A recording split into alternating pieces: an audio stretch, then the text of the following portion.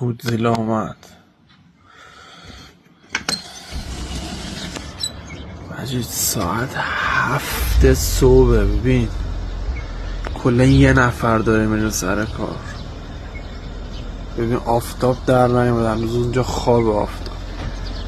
یعنی واقعا الان اومده چی میخوای از جون ما مجید؟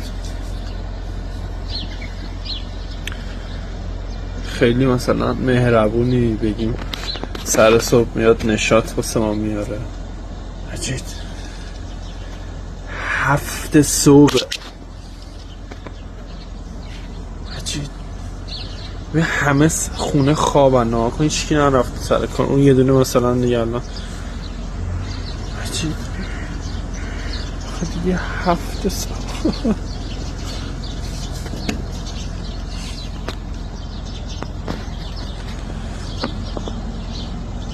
حرف پذیر بودی میگفتم برو نون بخر، نونم نمیری بخر، فقط میزنی.